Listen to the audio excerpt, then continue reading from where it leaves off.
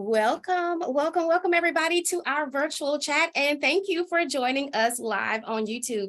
I'm super excited about you being here today, and I have a wonderful presentation for you today, a wonderful panel presentation for you today. I'm gonna put that title back on the screen real quick. We're gonna be talking about the power of home.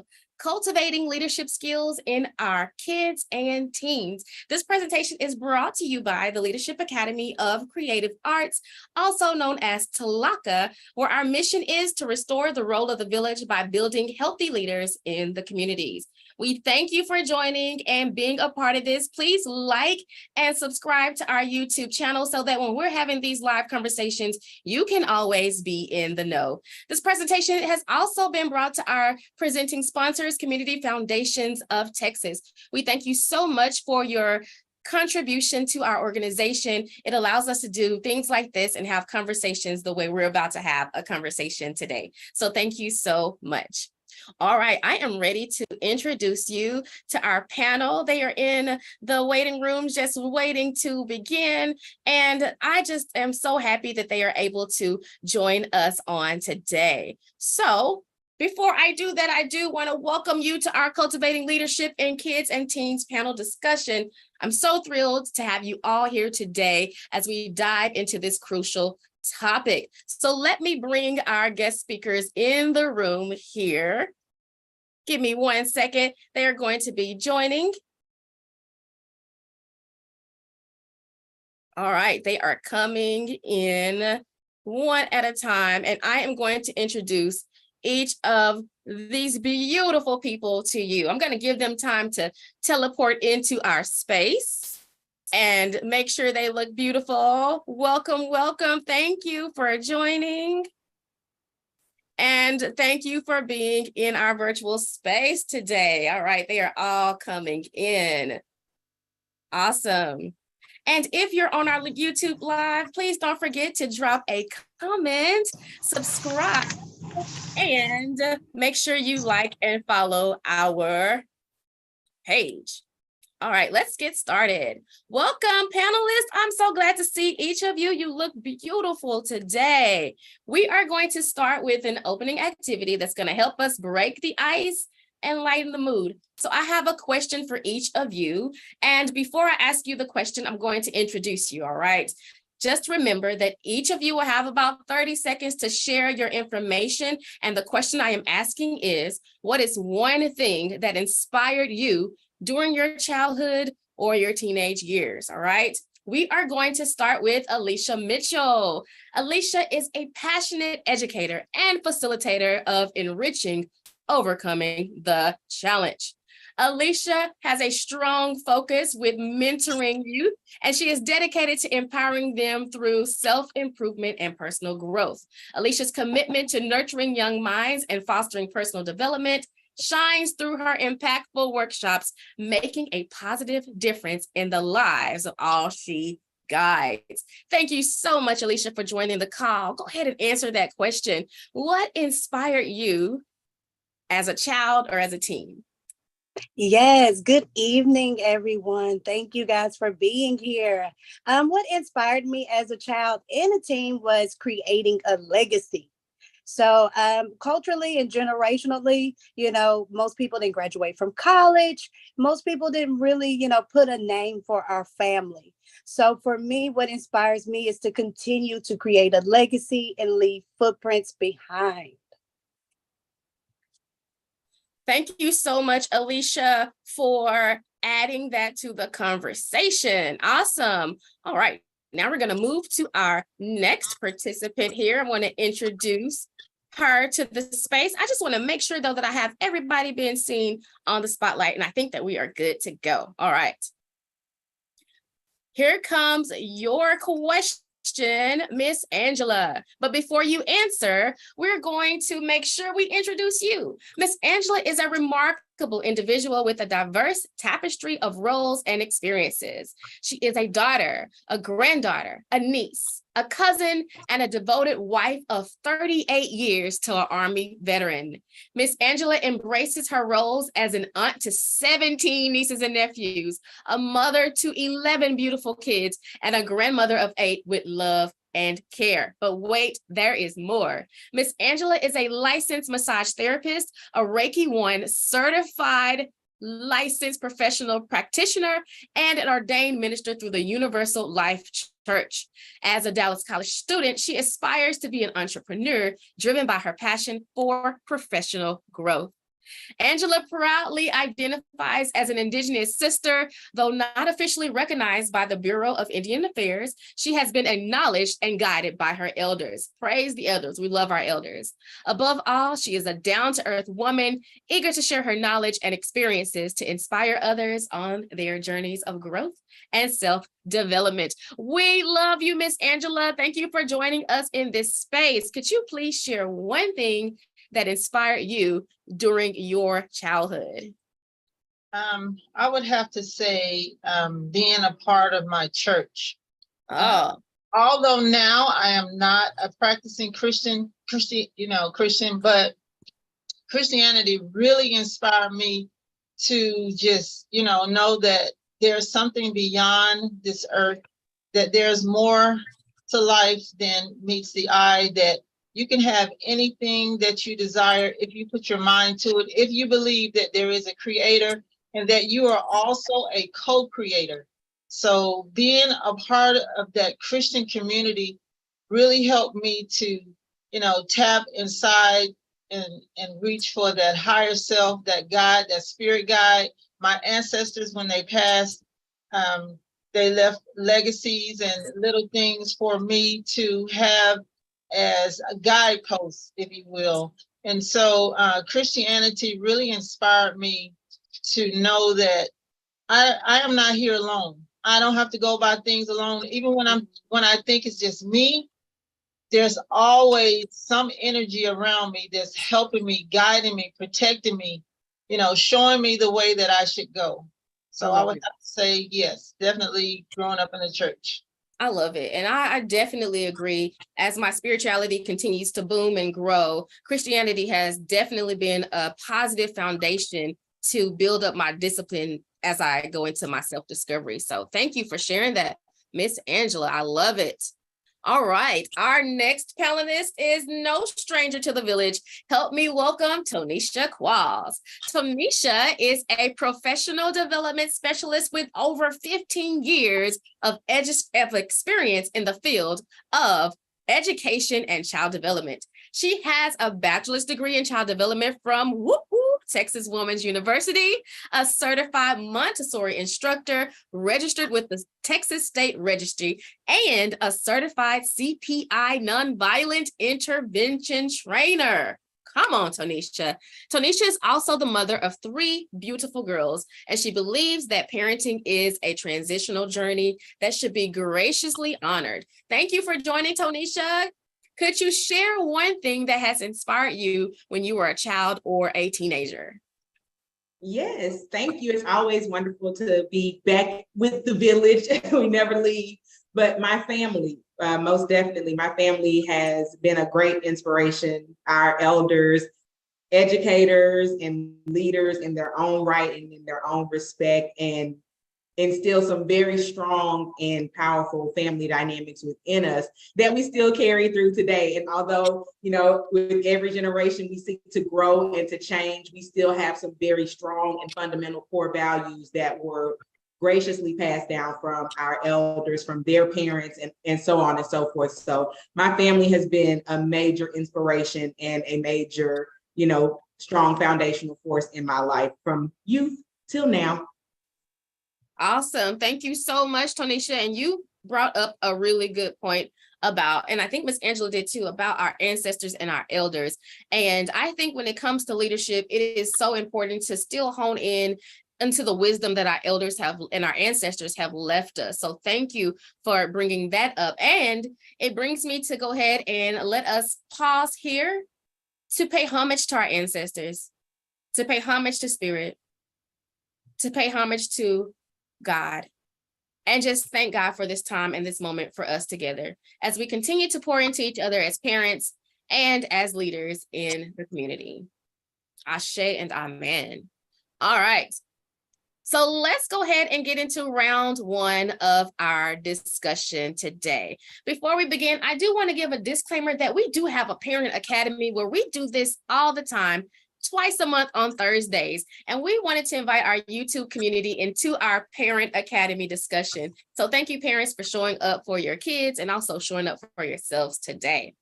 Okay, so Tonisha, we are going to start with you with round 1. And I just want to remind everybody that you will have a little time to respond, and I may ask you additional questions just to get your feedback and bounce off ideas. All right, Tonisha, this is your question.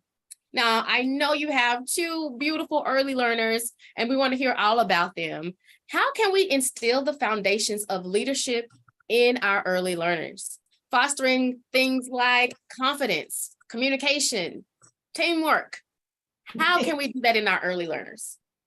And so, once again, going back to foundation, it starts, in the during the gestational period when they're still within our wombs and we are carrying them. It starts there. But once they're here, my youngest is a leader in her own right. She is very strong-willed. And as a parent, cultivating that means that, I don't break that. Because as parents, sometimes we get very frustrated. You have time constraints. You have other things on your mind. I just want you to do what I want you to do. And we have to stop and say, well, as she gets older, because they don't stay little, they don't stay under our control or our realm. So when they get out there, I need for you to have the confidence in making right choices, making correct decisions. Yes. So that when somebody else wants to put you under their will, they're not able to do that because you're confident in making right choices. And how do you become confident in making right choices? You have to be given the opportunity. And that starts with the early learners. That starts with allowing you to choose your activity, allowing you the opportunity to say no. Now, there are some things that, can't say no. I mean, if we're getting ready to go to school and you say, no, I don't want to go to school, well, you got to go to school. But within reason, you want them to have the opportunity to know what that feels like and to understand that their no is their no. Right. Your no is your no and your yes is your yes. Far too often, we make that just kind of background noise. So no longer means anything. And we want them to be confident in that. And as parents and as a village and in the home, our children are looking at us. So it's not what we say, it's what we do. What am I showing you? Am I a good leader? Am I a good steward of what God has blessed me with in you as my children? So going from there and fostering that confidence, and not just confidence in the way you look, you're so pretty, you're so beautiful, but in your mind, in your abilities, in your capabilities. As sometimes we can get so concerned with incapabilities of what they can't do because in our minds we're scared. And so we restrict them from the things that they are truly capable of doing that will continue to grow their confidence and build up their communication. I love the fact that my girls can tell me in their own way how they are feeling and what's going on. And they know that mommy is going to listen because my children deserve to be heard. I need for you to understand in the home, at home, that you deserve to be heard, you deserve to be listened to. So where does that start? Starts with me. I have to show you that you're worthy of that and give you the confidence to take up space as you get older, because you deserve that space and you deserve to be heard. And teaching them all the time. So when you speak intelligently and you speak with purpose and you speak with confidence. So you take up that space in a very edifying way that you're going to definitely bless somebody else. And it was communication, teamwork, because I know they are sisters. They are anything like Crystal and me when we were young. We fought all the time. So how do you foster teamwork with learners? So my little babies right now, they are 3 and 4. The 4-year-old will be 5 in August. So they're about 22 months apart. They love each other to pieces. Nobody else can mess with them. And I'm sure you and Crystal like that too. Nobody else can talk about my sister, but we are gonna butt heads. And so with that, reminding them that we work together. So we do activities together, but I also value and honor that alone time, right? Because although we are going to be together and we are a unit, part of teamwork is understanding when my teammate needs a break, right? So when my teammate needs a break, that means that, okay, we can do things separately and we also are going to come together. And our home is our community. Our home is our work. So whether it be cleaning up, cooking together, building things together, painting or drawing together, finding ways to incorporate our daily activities so that we are working together and they find value in that. They can see the joy that comes from that. They can see the joy that comes from togetherness and working together to create something special, whether that be a picture, a cake, a muffin, whatever it may be, but we have created it together. And always bringing them together when they have a disagreement. We had a disagreement this morning, just to let you guys, a phone was thrown. The little one threw the phone at the older one, play phone. And it was a big debacle at about 8 a.m. this morning. And so we came to the couch. Let's come sit down. Because I could yell, it's 8 o'clock in the morning. I mean, it's just too early. But let's come have a seat. We came to the couch, we had a seat. What happened here? What was the problem? Well, I wanted it and she wanted it back. So instead of me handing it back to her, I threw it back to her. Okay, so now we have to communicate about what's appropriate, how we appropriately express that, and how we can prevent that from going forward. Because this is our family. We love our family. This is your sister. You love your sister. And you wouldn't want her to do that to you. And you don't want that happening from anybody else. So once again, that incorporates that communication. And now let's work on being confident and making the right choice going forward. Because they're kids, they're always learning. And that's the great part about young children, is that they get this wonderful opportunity to learn something every single day. And it is amazing and it is a wonder. And that's why we should give them the grace and we should give them the patience that they deserve to foster those things. Let them make the wrong choice. Yes. So we can continue to communicate with them and build them up so that they can gain the confidence, knowledge, and skills they need to be leaders because they're confident in themselves. I love that, Tonisha. I really do. I feel like when we were coming up, we couldn't really make those choices. And it was hard for our parents to just let us fall on our butt, but that's the best way for us to learn. So I thank you for adding that. And everybody, we will hear from Tonisha again as we get into round 2, because Tonisha, I want you to share a little bit about mind motors once we get into my round 2 and what you do there. I think that's very important. But we're going to move to Alicia. Alicia, I have your question and I want to hear from you. I work with Jalecia and Maddie a lot at Tlaka, and they are just phenomenal. I'm like, oh my goodness, she has raised some beautiful, strong, just awesome, intelligent girls. So for you, I have, as children grow and develop, right? How can parents and caregivers encourage them to take on these leadership roles, be in these extracurricular activities, and nurture their sense of responsibility and initiative? Okay, I like that question. And thank you. It lets me know confirmation that I'm doing something right with my daughters. I would start with social emotional learning. Anybody that knows me, that I'm a big advocate for SEL, only because it helped me first as an adult to process my emotions, to understand them, and then provide that same space for children, because children don't know what their emotions are, don't know how to put them together. So when you provide social emotional learning, and one of those root words in there is social. So just regulating emotions in society. So it basically focuses outside of the home. How does your child process emotions when they're around others?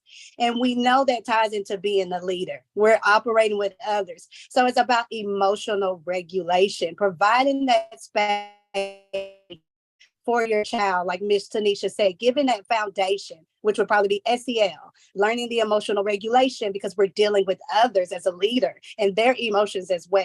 So if we can regulate our emotions as a leader, then we're able to kind of help others, navigate theirs. And how that looks like for me in my household is including my girls, giving them little small things to take charge or assist me with, including them in meditation. I think that's super important.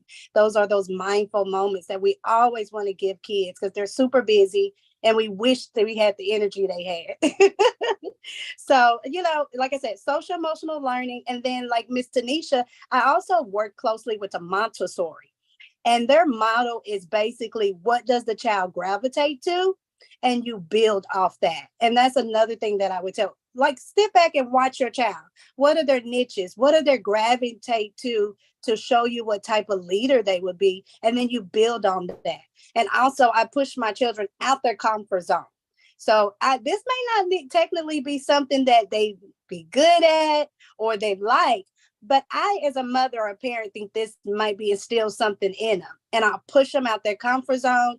And it's like, okay, I like this, or I don't like this, but I enjoyed the experience. So always push your children out, outside that comfort zone. And as me and Jennifer did the kinder leadership, we were talking about one word and it just kept coming up. It was called safe. So we always want a leader that's safe. And we always want to provide this safe space for children, because it's not enough safe spaces for them. Found out through talk what my child was, what type of leader she was. So Jalecia started off as an engager. And then she transitioned into a project manager and an educator, which sounds like me. But I honestly wouldn't have known she was that type of leader, when she started off from an engager and just branched off. Like, I'm just engaging, I'm just here so I won't get fined until I'm actually taking charge, stepping into her role. And it's been a really great thing to see my child just become this leader, like you said, and then having people like Jennifer to also see that. So just to round it up, I would say just, cultivate that relationship with your children, open that space for them, find out their niche, give them support for engagement, and placing them in leadership roles to get outside their comfort zone. Yes, Miss Mitchell. I love it. Definitely. And I can see the fruits of your labor, because when they are working, and Maddie's actually an engager now, so she's moving in that pattern. They take initiative. You don't have to tell them what to do. it's like they automatically know and they want it. So I love the feedback. I hope parents are listening out there. It's a great way to start cultivating your young learners and your preteens. Thank you, Ms. Mitchell. We're going to be hearing more about you and overcoming the challenge in our second round. All right, Miss Angela. Miss Angela, I know you have Hamila, who is, she's not a preteen, but she's pushing there. But you have teenagers. Yeah. Woo-hoo. I remember being a teenager. Bless my mom. I feel like that was the hardest time for her because sometimes I was happy, sometimes I was mad, sometimes I want to talk to you, sometimes I don't. As we have our teenagers who are approaching adulthood, they face various challenges and opportunities. So, Ms. Angela, my question to you is, how can parents and mentors, caregivers, empower teens to become leaders in their communities so that they can start making lasting positive impressions and impact in their communities while promoting change? Okay, so first I would start off is let these young people know that they are young, but they are going to be adults pretty soon. They're going to be grown-ups. So you're going to have to let go, mommy, of, wanting to be there, for her first maybe dance or her first some event that may happen that, because we're usually there when they learn how to walk. We're usually there when they say their first words. But you're going to have to learn how to just let go just a little bit, because my children learned how to drive a car without me. And I thought I had to be there for everything. So it's like giving them that independence, letting them know that it's okay. Mommy doesn't have to be there when you're first learning how to turn on the ignition, put on your seatbelt, put the car in drive, and press on the pedal. She doesn't have to see any of that. You will be just fine. You have to give them that space to grow, because you had to learn how to drive. At least when I was learning, my mom and dad wasn't there. We had driver's ed in high school. So mommy and daddy wasn't there to, walk me through it and hold my hand and say, oh, it's okay. It was the teacher, it was the instructor. So you have to let them know that, yes, they need to be independent. They have to learn how to manage their own time. They have to learn how to manage their own money. They have to be organized. Organization is a big factor for me. I told them, if you don't know what you have, if you can't see your space, you will not know what is going on. So organization, organization, organization.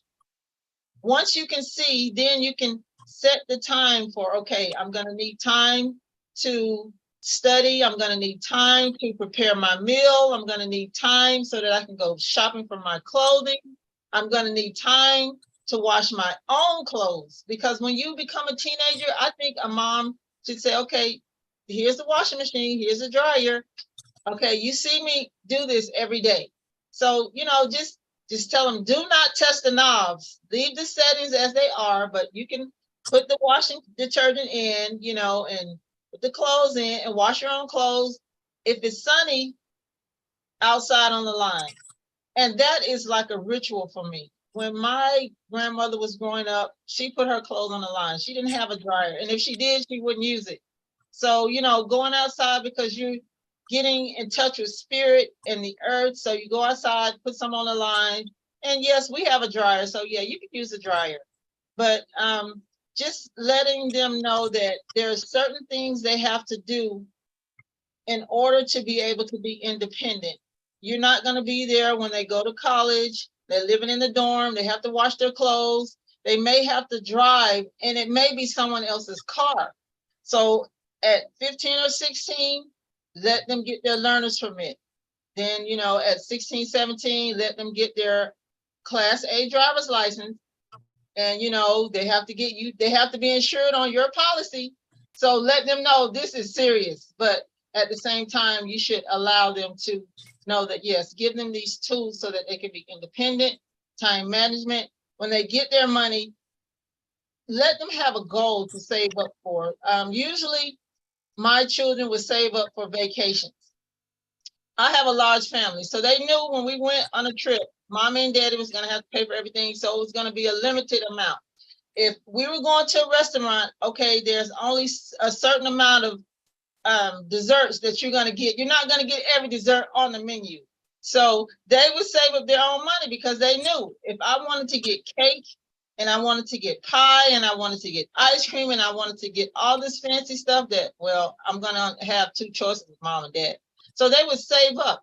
If we were going to an amusement park, they knew if they wanted some extra things that, okay, it's a limit, it's a lot of us here. So, give them a goal so that they can learn how to manage that money, save it up for things that they know that they're going to want or even need in the future.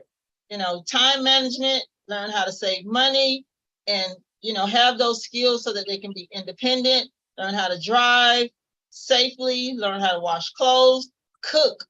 You have to let them cook because you're not going to fast food every night. That is a no-no.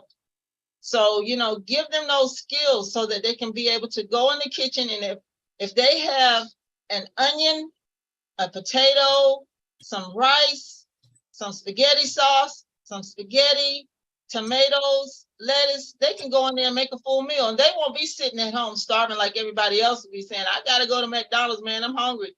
They will be the only one in the dorm room that knows how to cook and prepare their own food.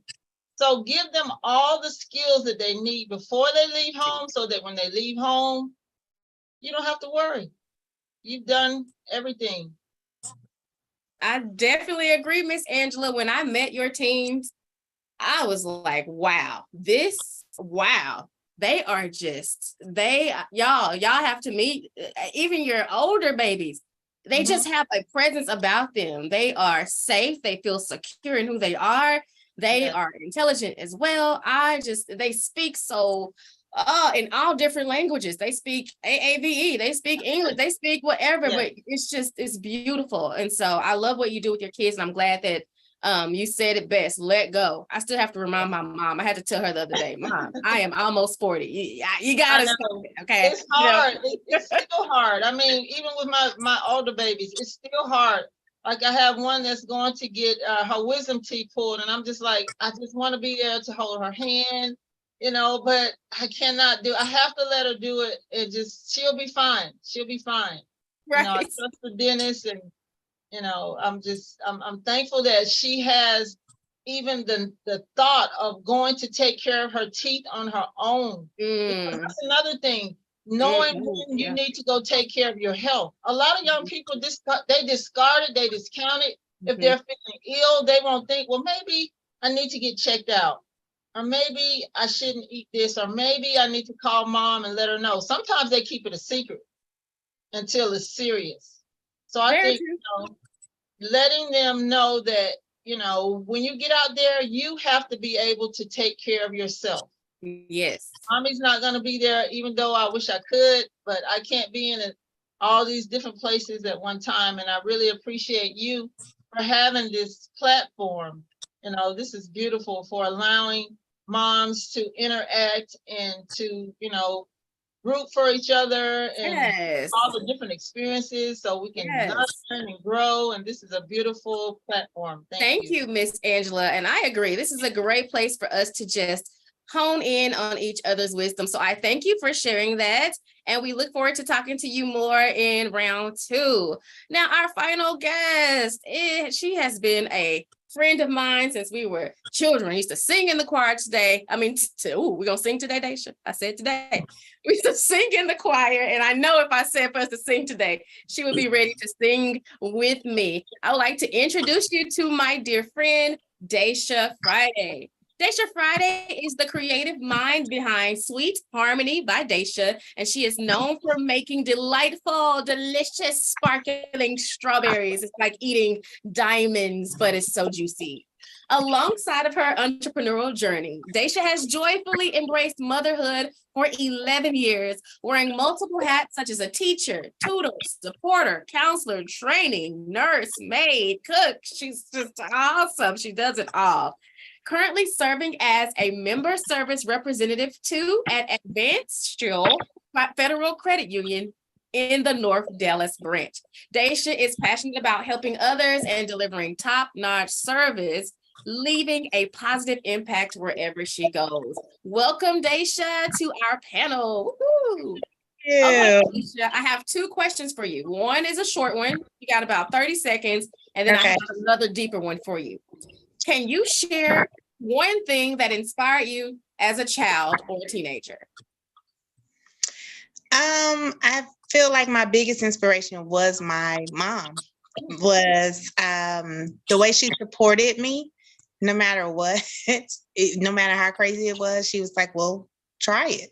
So I was always able to just go and try and see if this is what I thought I wanted to do. So I was just able to try it. I love it. Just do it.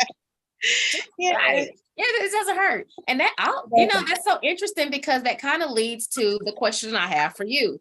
Because in those critical preteen years, LD is a preteen right now, right? Children begin to start to discover their unique strengths, their interests. How can we guide them in exploring their passions and developing leadership skills that align with their individuality? Try it. I always, I'm sure that's because of the support I had. I always let him tell me what it is, tell me why, and then let's try it. So he, of course, let's say like sports. He wanted to play, I wanted him in baseball. He was so good in baseball. He did not want to play baseball, but I had to let him go. And he's like, I want to play basketball. I don't think you're that good in basketball, but okay, let's try it. And he did. And he actually really likes basketball better than baseball. Although I want him over here, he wants to be over here, but I have to give him that space, that room to make his own decisions, no matter what I feel. Just kind of let him make his own decisions. And if it works, it works. If it doesn't, then what did you learn from it? So, and we're still in the midst of, what do you want to be when you grow up? So for years, he wanted to be a dentist. And I was like, yes, let's do that. Now, recently, he's like, I think I don't want to be a dentist anymore. Inside, I'm like, no, what are you doing? But outside, I was like, okay, what do you want? And he's like, I think I want to be a scientist. So right now, we're in the midst of researching what kind of scientist do you want to be first, because there are many. So figure out what kind of scientist do you want to be, which means you're going to have to do the research. You're going to have to read. You're going to have to tell me what it is that you want to do. And then we're in the midst of planning a vision board party. So, I don't know how many times it's going to change, but I have to let him experience these things that he said that he wants to do. So as far as the preteen, I just, he knows things, but he doesn't, it's just like, okay, let's try it. So I think I just feel I take that approach with everything. I have to let him make his own decisions in his mind. And if it doesn't work, then at least he knows he tried.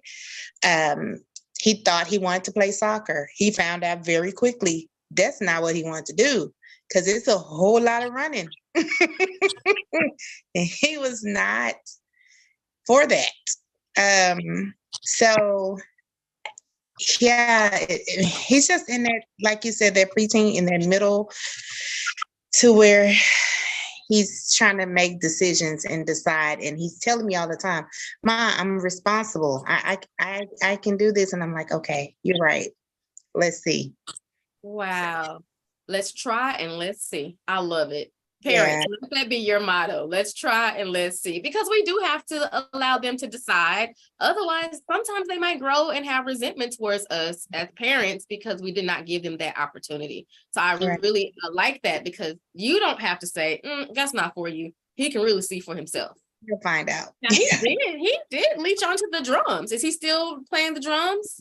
He's still playing the drums. And that was something that he told me he wanted to try. And I was like, okay, so now it's been over a year and he's doing these recitals. And And it's just so different because he is a child with a hearing loss that has a love of music. Wow. So he's playing these drums at these recitals, and these people do not know that he has partial hearing. Wow. Yeah. So I'm very proud of him for that because that was his idea. That was his trial. How we have to foster our children, because what if you were a mom that took that gift that he's born with and said, no, you can't do it because it's not your minute, and it's just so beautiful how we can see him grow in his own skills and ability because you give him the space and place to do it. So I appreciate you bringing that to the table, Daisha, and providing that insight. All right, so we have gotten through round one. Thank you, everybody, for your insight in round one. Go ahead, Alicia. Did you have you said round one. Yeah, okay. I thought you were saying it's time for me to shine. And it is. It really is, Alicia. It's time for us to shine. So when in round two, we are going to engage in open discussion, just the way we do in our Parent Academy. And let me go ahead and plug the Parent Academy. If you're not in the Parent Academy, you need to join. So please drop a comment in the YouTube comment space where you can just drop your email and we will be contacting you so that we can have you on our Parent Academy. All right. So I'm going to ask some questions. We're going to just bounce off of each other and just explore different ways that we can continue to foster leadership, discipline, communication, and nurturing leadership qualities in our babies, in our youth, in our teens. All right. So here is the first question. And I got to give a disclaimer for this. I'm going to try not to get on my soapbox. But in our community, we love saying, spoil the child. Wait, hold on. Spare the rod, spoil the child. And I always push against asking, especially, when they're quoting scripture, what is the rod? Because if you're reading the Psalms, it says the rod shall comfort you. It is a guide. So are we really using the rod to bop, bop, bop? Or should we be comforting and guiding? So I'm going to leave you with that as I ask this question. What are some effective ways parents and caregivers can help their children develop problem-solving skills and a balanced approach to discipline without giving punitive consequences? That's for anybody to answer. How can we allow our kids to approach discipline without necessarily, giving them the good old spanking? And I'm ready to hear what you got to say, even if you're one who says, yeah, I could go. Go ahead, Alicia. Yeah, and I'll speak for my household. So in my household, we are really big on conflict resolution. So conflict resolution is pretty much, we had like Miss Dage, I believe it's Miss Tanisha. Yeah. We sit down on the couch. We call this meeting and figure out what is the problem. What is, the resolution, and how can we actively play that out where everybody feels? Another thing that we say in our house, win-win situations where everybody something out of it. You might complete everything that you want, but you can walk away enough feeling comfortable. So for me, I would think in my household, just practicing conflict resolution and teaching them that, because that still ties into emotional regulation, where they're not outbursting because they don't know how to handle conflict, and also creating those win-win situations. And sometimes it looks like you don't get what you want because you don't want to do what I need. So, okay, I always say, I don't want to do this. That's fine. You don't have to do it. But that means what you want later on, or what you need that is not a necessity, I'm not going to be able to do that for you. And 9 times out of 10, my kids do a 360 so fast. Go clean up that room to go get that ice cream. Go do that homework to go have some family time with me, where I can, I'm going to just carve out this time and not work. You guys have done stuff and showed me that you're leaders. Let's go. Love it. Thank you, Miss Leisha. I think awards and rewards, and intrinsic and extrinsic rewards, are so important for our children. It helps them to stay motivated and I'm with you. When my mom gave me consequences, I responded a lot better than whoopings. I used to beg her for whoopings because I didn't want the consequences. They lasted too long. Oh yeah, take away that phone, that social media, internet. Yes. No restrictions, please. I do want to give space in case somebody else wants to answer this one before we hop into our next question. Tonisha, I see you. Yes, because we have talked about that before. And I actually on the radio heard somebody say that this morning about sparing the rod and spoiling the child. It is guidance. Like, as I said before, they are learning. These are things that they are new to. They really don't understand why they cannot do these things. And I liken 2-year-olds and 3-year-olds to teenagers because they have that same desire for independence. And for me, understanding guidance as the form of discipline, because I need to show you how this goes. I need to show you the way in which you can do this the proper way instead of punishing you. Because a lot of times when you punish them, you're sending them off to the side, you're putting them away or causing physical harm and damage, which causes resentment. And what kind of emotional intelligence am I giving to my child by creating this resentment? And we have a lot of people who were punished in that way and today say, I'm fine, but I have anger issues. I don't know how to talk about my feelings. I don't know how to set healthy boundaries, but I'm fine. It's like, no, not really. You're kind of sneaky because instead of your parents, guiding you in that way, and I do understand that, culturally we came from a space of there was no time to have these conversations, right? Back in grandmother, I needed for you to do what I said right now. There was no ifs, ands, or buts about it because you leave this house and that could be your life if you do not. So that correction was different then. And we're still trying to figure out how to transition that into today's society where we understand like that's not the healthiest form of discipline for our children, and they deserve to be spoken to with respect because we teach them respect. So I can respect that you want to jump off of the couch, but you cannot jump off of the couch. And I have a lot of reasons as to why you cannot do that without ever having to hit you, smack you, or yell at you. We can have a conversation because I see you are very confident, like we talked about, when you're confident in your abilities, but the safety aspect of it is not there. And I can even see that in my youngest, I told her something wasn't safe earlier and she was like, okay. Like, it's like, okay, you didn't just tell me no, you actually explained to me what was going on. And I believe those explanations can carry us very, very far with our children having this very deep understanding of right, wrong, and making good choices. Awesome. Thank you, Tonisha, for adding that insight. Alicia and Tonisha for answering that question and giving our parents something to think about as we try to shift the way and really balance the way that we are disciplining our children in these days. Speaking of these days, we're in the digital age and we are seeing our kids. I was watching The Simpsons the other day and I haven't seen The Simpsons in a long time. Bart was just scrolling.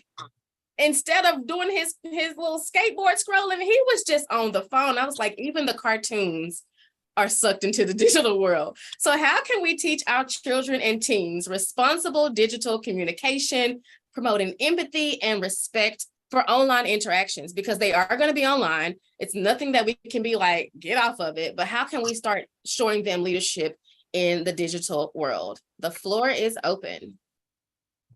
Okay, I can answer that one. One thing I think as parents, we need to have time limits. And because I have a lot of children and grandchildren, I don't always remember, okay, it was 7 o'clock when I said you have an hour. And then when 8 o'clock comes, we're not on the same time frame here. So I set a timer on my stove. And so that thing will go off. It will not go off until someone actually turns it off. So I think setting time limits, but having a reminder, because you will forget when that hour passes that you told them they had an hour. And they will not remember. And they will say, oh, well, I thought that was 30 minutes ago. They will give you some other time, but setting time limits and being accountable for yourself by you're going to have to use a device to monitor it because there's so much going on. Life is happening every day. anything could happen between that hour you told them they were going to be off and between that time is actually over. So you need to set a time limit. You're actually going to have some type of device that alerts you, an alerting device that, okay, it's that time. Then they get out, go outside. After they've been inside this, these four walls, they need to actually go outside and get grounded. Grounding is a perfect way. You know, on some of these older shows we used to watch, you know, you would hear these other people say, you're grounded, you're grounded. And I never understood what that was. I knew it was, you know, you're going to your room, you're not going to be able to go out with your friends. But grounding is actually taking that child and putting them in another space so that they could come back to themselves, realize what they've done, get back in touch with reality, move away from the virtual world for at least 2 hours or an hour, you know, if possible. So grounding is just bringing yourself back home. And so setting time limits, having an alert system when that time limit is up, and then giving them something else to do. And I choose grounding as my something else to do. Or you can draw. I have paint, we have paper, we have canvases. You can go paint, you know, something creative to do with your time after your hour is up, because you need to distract yourself from whatever it was you were doing on that device, you know, and bring yourself back down to earth.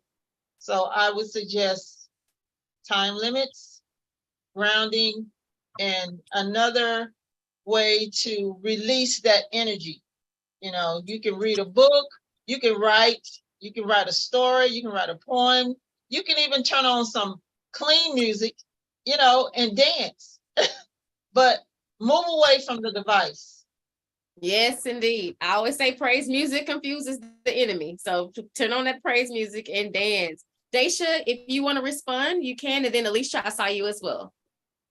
Yes. So, you know, my son is deep into this digital world.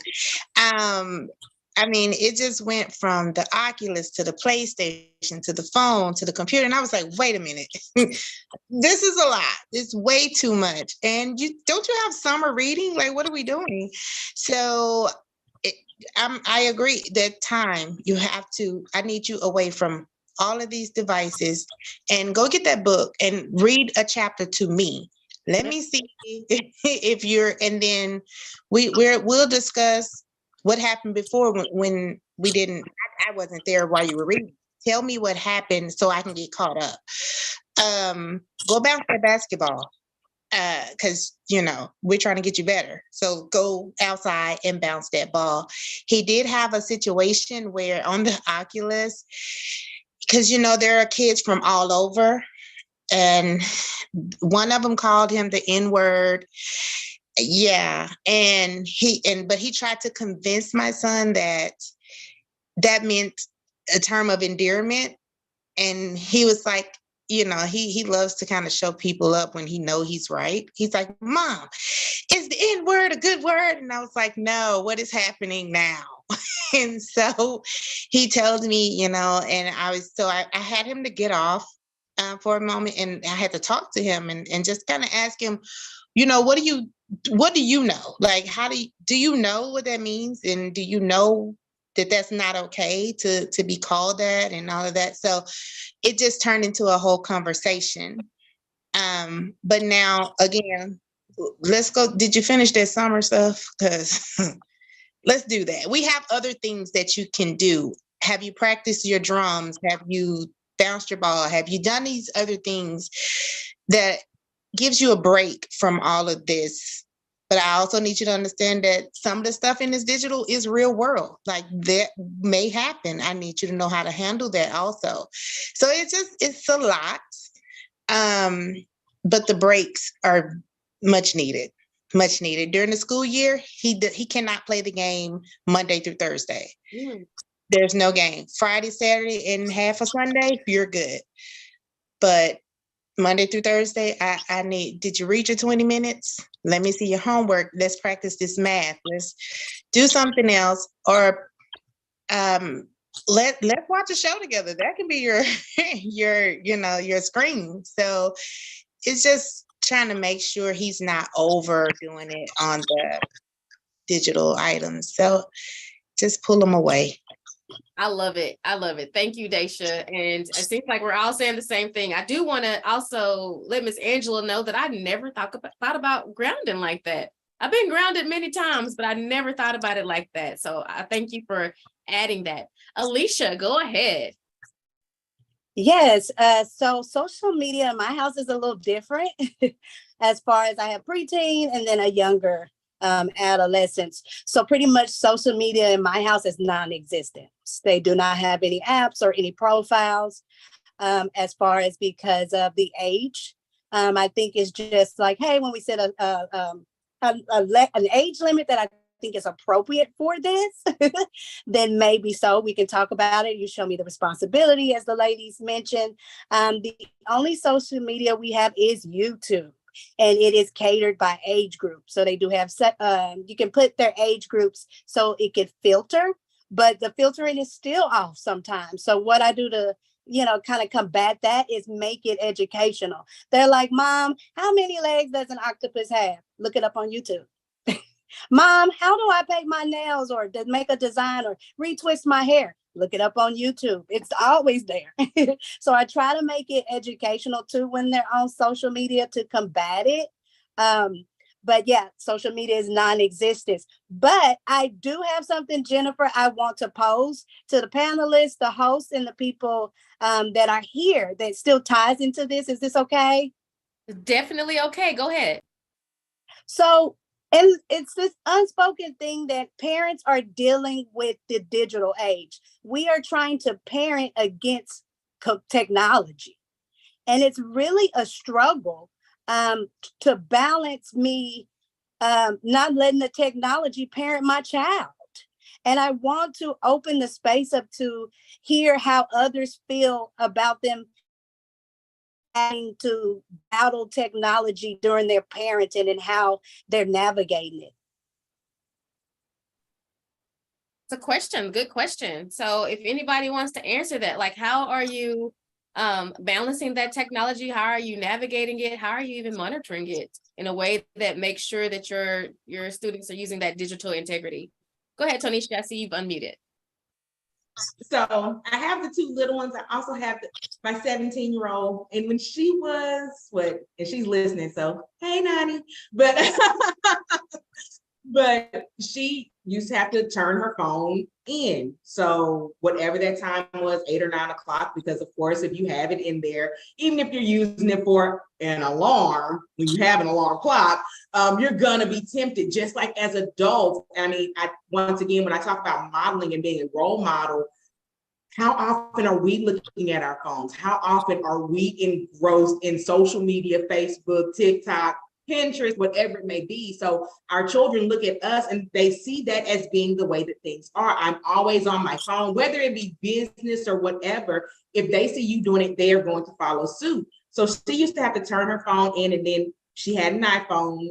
So there were time limits on all of her apps. She never liked it, but there was always an explanation of, you don't need to be on this phone all the time. Because just as we in all of our different, we remember a time when we did not have a phone right there. What did you have to do for fun? My grandmother had encyclopedias. So if you wanted to find something out, you had to get that encyclopedia out. And so I think that the digital age helps us in that respect of, like you with your daughter, of, okay, look it up on YouTube. There's so much information, but yet there's so much danger, and there's so many people out there. But this is the world that we live in. And so it is a great opportunity for parents to help our children navigate this world that they're growing up in. There is no sheltering them from this, because the moment they step out of our house and out of our doors, they are susceptible and open to everything, which brings us back to the power of our home and what we instill in our children and the confidence we give them. I love that LD was, able to say, I know I'm right. And why do I know I'm right? Because I've been taught what was right, and I'm so confident in it, I will stand on it.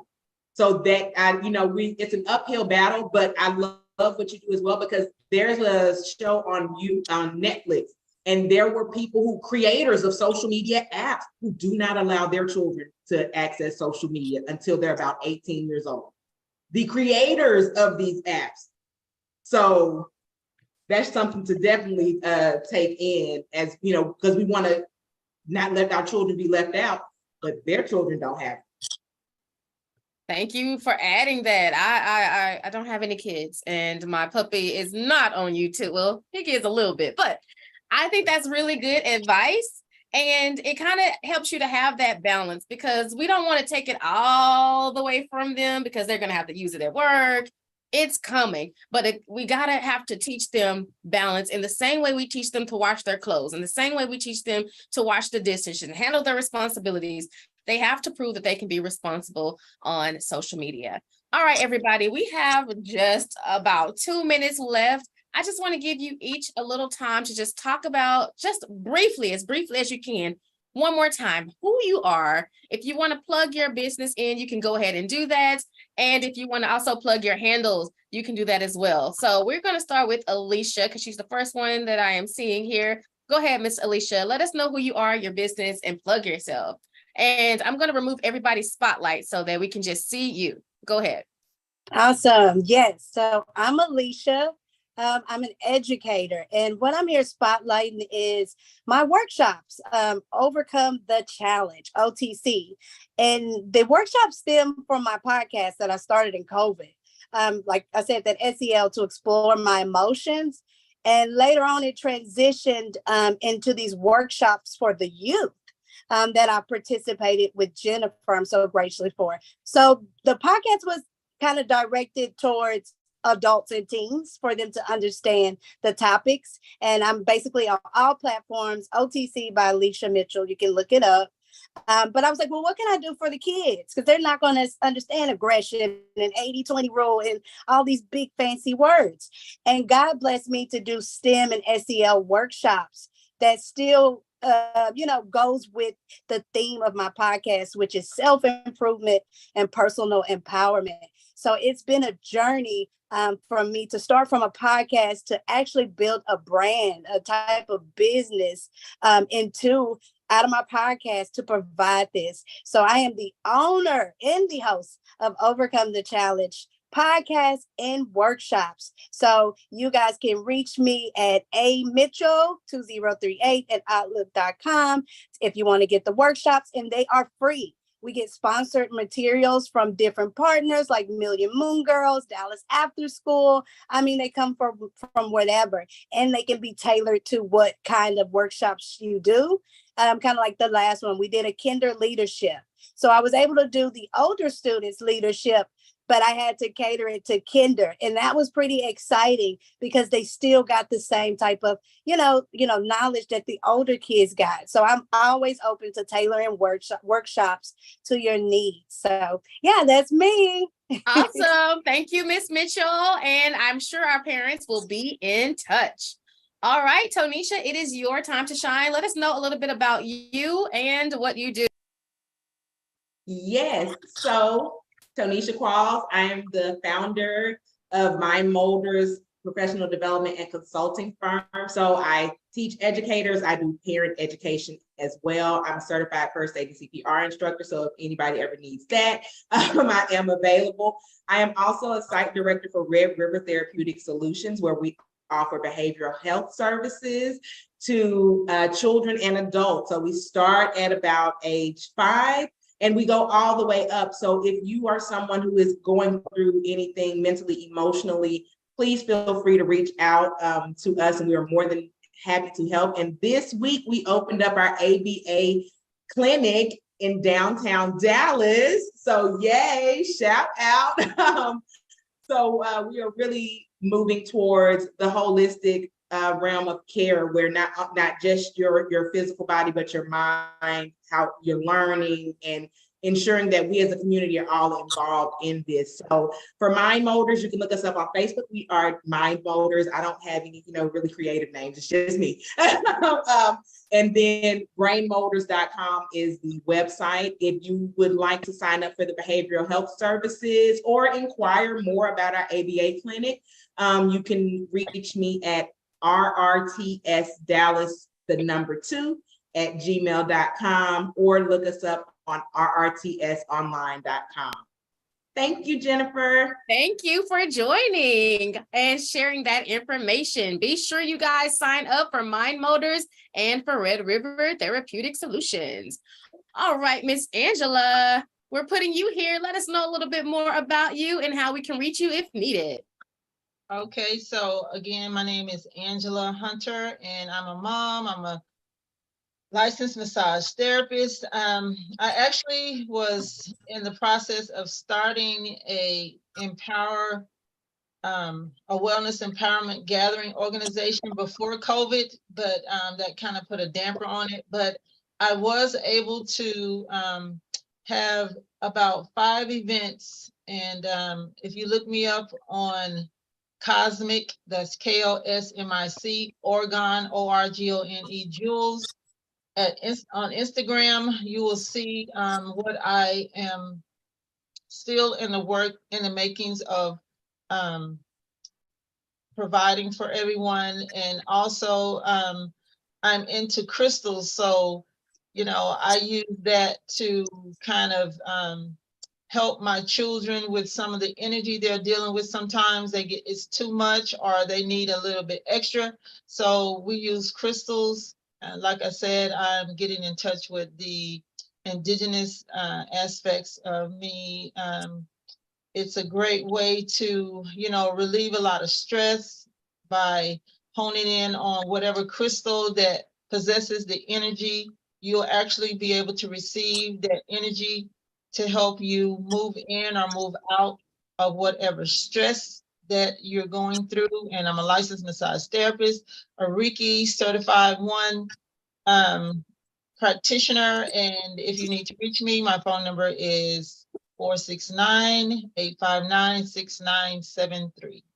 Awesome. And this will be unlisted. So it's only for those people who are in our village to contact Miss Angela. All right. And I want to spotlight Daisha. Daisha, tell us a little bit more about you and how we can reach you. I am Daisha Friday, like the day. I am the owner of Sweet Harmony by Daisha. I do custom strawberries for any parties, any events, anything that you're having and you want some colorful glitter strawberries. I also am a member service rep at Advantial Federal Credit Union, where we help you with membership. We help you. It is a private credit union, but we are right now in North Dallas branch, opened up for the public. And we have a lot of different services that help you financially. We help you with investments and any kind of loans or anything like that. Just anything that will help you better your situation financially. So I am there. Oh, and we're hiring if you want. If you know somebody needing a position, needing a job at any of the branches really and departments. So that is me. That is what I do. That is who I am right now. Thank you. Yes, if you're needing an account at Advantial, did I say that right? Advantial? Yes, if you're needing an account there, please contact Daisha. She will be able to help you out. Well, this brings us to the closing of our presentation today. I hope that we said something that inspires you to continue cultivating leadership skills in your kids and teens. Thank you, everybody, for joining. Please join the village. You can visit us at www.tlacadallas.org.